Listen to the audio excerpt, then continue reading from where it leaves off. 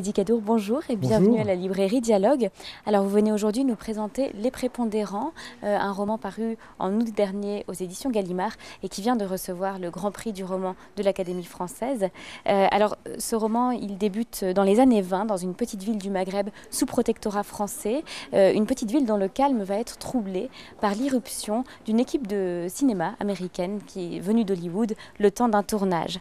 Alors à partir de cette situation, vous nous proposez une véritable fresque portée et incarnée par 5 personnages principaux singuliers qui nous mènent de l'Afrique du Nord à l'Europe et qui nous donnent à penser et à découvrir un monde en voie de bouleversement. Alors dès les premières pages du roman, on a pourtant le sentiment d'entrer dans un monde extrêmement stable, solidement divisé entre maghrébins et européens, une société qui ne semble pas près d'évoluer, d'autant plus que certains colons veillent à ce que ce ne soit pas le cas. Il s'appelle Les Prépondérants et il donne son nom au roman. Alors qui sont-ils? Alors les Prépondérants, c'était le groupe de pression le mieux organisé et le plus puissant d'Afrique du Nord.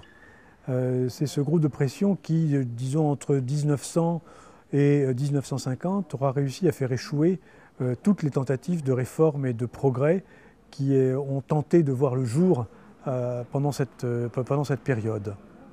Et c'était en même temps le groupe le plus réactionnaire, le plus décidé à maintenir le statu quo. Alors que la notion de protectorat, c'est une notion transitoire. Un mandat international était confié à la France, à charge pour elle de mener ces peuples protégés sur la voie du progrès et de l'indépendance, comme on disait si bien. Mais les prépondérants ont estimé à partir d'un certain moment, puisque c'était des colonisateurs et des colons installés, qu'il n'y avait vraisemblablement pas de raison d'aller plus loin ni d'évoluer. On n'évoquait surtout pas la possibilité d'un terme à une situation qui était tout à fait satisfaisante pour les prépondérants.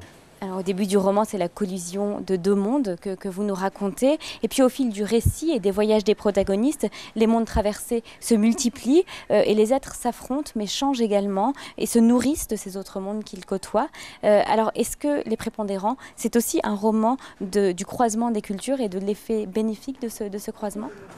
Oui, parce que, par exemple, les 2 personnages maghrébins, la jeune veuve Rania et Raouf, sont élevés dans la double culture. Ils sont élevés tous les 2 en arabe classique et en français. Et Raouf, qui a 18 ans, c'est un excellent élève de lycée français. C'est un excellent bachelier reçu dans un très bon rang. Rania, la jeune veuve, est nourrie aussi bien de romans égyptiens de langue arabe qui parlent de libération de la femme, puisqu'il y a une littérature égyptienne qui parle de libération de la femme à cette époque-là, si bien que cette jeune veuve, elle est prise à la fois dans les contraintes de la tradition, les élans de la modernité, mais la modernité pour elle est ambiguë, c'est pas seulement du positif. Par exemple, elle, en tant que responsable d'une grande ferme, son père lui a confié une grande ferme à gérer, en tant que responsable d'une grande ferme, elle est en butte, en même temps, à une opposition avec un grand colon. Oui, qui est aussi un des aspects de la modernité, mais de la modernité subie, celle-là, pas de la modernité désirée. Puis à travers les nombreuses idées développées par les personnages, Les Prépondérants est véritablement un roman politique, mais un roman politique sans éditorial, sans programme, qui laisse place à de nombreuses idées différentes et des idées qui peuvent se contredire également. Comment est-ce qu'on parvient alors à développer autant d'idées sans trancher? Et est-ce l'une des difficultés de la posture du romancier? Oui, l'idée, si vous voulez, c'est que le roman, c'est pas l'éditorial. Vous l'avez très bien dit. Si au départ, je peux avoir un point de vue, en général, quand j'écris un roman, ça dure 1 ou 2 mois. Et puis à partir de là, le roman, c'est quand même une composition de voix, et des voix différenciées, qui sont singulières les unes les autres, et qui sont à orchestrer. Et au fur et à mesure que vous développez les voix des personnages, et que vous orchestrez l'ensemble de ces voix, la vôtre disparaît.